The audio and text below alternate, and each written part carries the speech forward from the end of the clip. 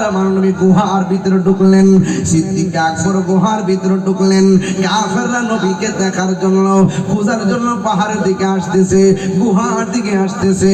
ও বন্ধু, আবু বকর সিদ্দিক রাদিয়াল্লাহু তাআলা আনহু আমার নবীরে ডাক দিয়া বলে, ইয়া রাসূলুল্লাহ, নবী গো, মায়ার নবী, গুহার ভিতরে ঢুকলাম, সামনে হলো কাফের, ডানে যাওয়ার রাস্তা নাই, বামে যাওয়ার রাস্তা নাই, পিছনে যাওয়ার রাস্তা নাই। এখন তো তারা আমাদেরকে খুঁজা বাহিরে ফিরে ফেলাইব। আমার নবী, আপনার নবী ডাক দিয়া কয়, ইয়া আবু বকর লা তাহজান, ইন্নাল্লাহা মা'ানা। দেখেন আমার নবী এই কথা বলে নাই, হে আবু বকর চিন্তা করো না, আমার সঙ্গে আল্লাহ আছে। আবু বকর কয়, আমার কোনো টেনশন নাই। আমার নবী ইন্নাল্লাহা মাই বলে নাই, আমার নবী বলছে ইন্নাল্লাহা মা'ানা, আমাদের সঙ্গে আল্লাহ আছে। তার মানে প্রমাণ হয়ে গেল আবু বকর মনে মনে কয়, আমিও নিরাপদ, আমার নবীও নিরাপদ।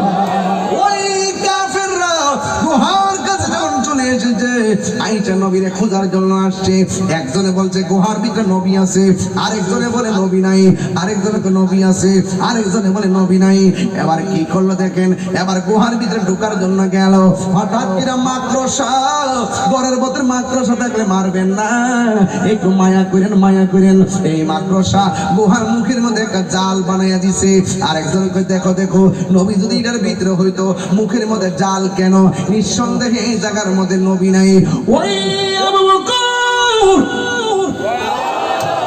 ডাক দিয়ে কই, আমার নবীরে কাফেররা আইসা খোঁজাখুঁজি করার পরে চলে গেছে। এবার আমার নবী যেইভাবে কষ্ট করে এই গুহার মধ্যে এসেছে, নবীর কদম মুবারকে ব্যথা, শরীরটা অসুস্থ। আমি আবু বকরের এই যে এই পাটারে নবীর জন্য পালিশ বানাইয়া আমার নবীর ঘুম পাড়াইয়া দিলাম। বন্ধুরে, বন্ধুরে, ও বাবা। আবু বকর বলেন, আমি যখন গুহার ভিতরে ছিলাম, আমি দেখি গুহার ভিতরে অনেকগুলো ছিদ্র আছে, প্রত্যেকটা ছিদ্রের মুখে মুখে একটা সাপ বসে আছে।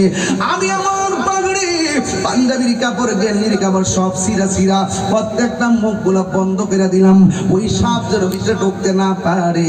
আমি সবগুলা কাপড় আমি সুন্দর করে সিরা সিরা ছিদ্র বন্ধ করলাম।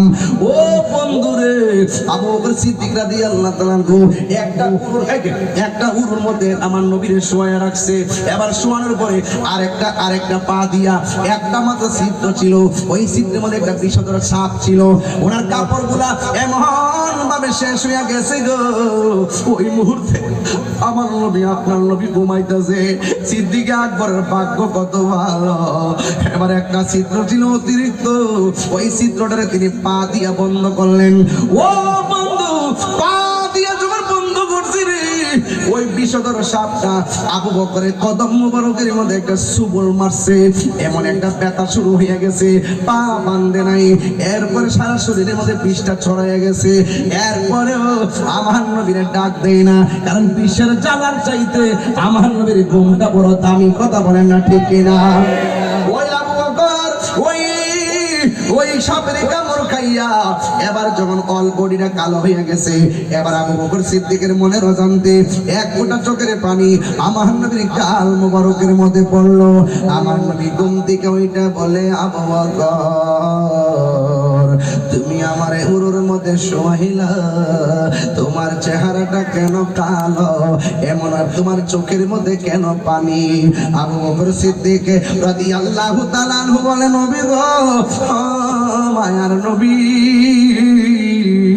আপনি যখন আমার উরু মুবারকে ছিলেন, একটা গর্ত বাকি ছিল, ওই গর্তটার মধ্যে আমি পা দিয়ে গর্তটা বন্ধ করছি। একটা সাপ আমার পায়ের মধ্যে এমন ভাবে সুবল মারছে গো নবী, এই ব্যথা সারে অঙ্গে ছড়াইয়া গেছে। আমার নবী বলেন, আবু বকর, এত বড় একটা সাপ তোমার সুবল দিল, তুমি কেন আমার ডাক দিলে না? ইয়া রাসূলুল্লাহ, আমার হাজার কষ্টের চাইতে কামলিওয়ালা হায়াতুল নবীর ঘুম মুবারকটা বড় দামি। আমার নবীর ঘুম ভাঙাইলে আমার জীবন শেষ হইয়া যাইবা। ও নবী গো, এই জন্য আপনার ভালোবাসায় আপনার ডাক দেই নাই। এই কথা বলার পরে আমার নবী ডাক দিয়ে কয় আবু বকর তোমার কোন জায়গার মধ্যে সাপ কামড় দিয়েছে? আবু বকর পাটা দেখা দিছে। এবার আমার নবী আপনার নবী রহমাতুল্লাহ আলামিনের থুতু মুবারক, আজকে যারা নবীর আমরা মতো মানুষ বলে আমার নবীর থুতু মুবারকের মতো তো তুমি হতে পারো নাই, আমার নবীর কদম মুবারকের তুলা মুবারকের মতো তো তুমি হতে পারো নাই, আমার নবীর পসিনা মুবারকের মতো তো তুমি হতে পারো নাই, আমার নবীর রক্ত মুবারকের মতো তো তুমি হতে পারো নাই। আমার নবী আপনার নবী বলেন ও আবু বকর, ও আবু বকর কোন জায়গার মধ্যে সাপে তোমারে কামড় দিয়েছে?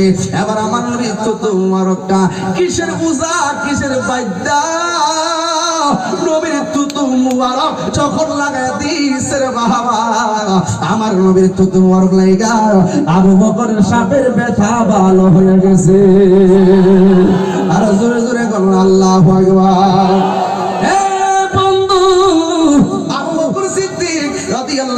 ব্যথা যখন ভালো হয়ে গেল, আবু বকর একটা গুরুত্বপূর্ণ তথ্য দিল, ভাই আমি ঢুকলাম গুহার ভিতরে একটা রাস্তা দিয়া, ডানে কোনো রাস্তা নাই, বামে কোনো রাস্তা নাই, পিছনে কোনো রাস্তা নাই। যখন কাফেররা চলে গেছে, আমার ব্যথা যখন বের হয়ে ভালো হয়ে গেছে গো, আমি তাকে দেখলাম আল্লাহর হাবিব সাল্লাল্লাহু আলাইহি ওয়াসাল্লাম যে গুহার ভিতরে ঢুকলেন, এই গুহার পিছন দিক দিয়া আল্লাহ একটা সুন্দর মদিনার রাস্তা বানায়া দিছে। এই আওয়াজে মানি না, জোরে জোরে বলেন না সুবহানাল্লাহ।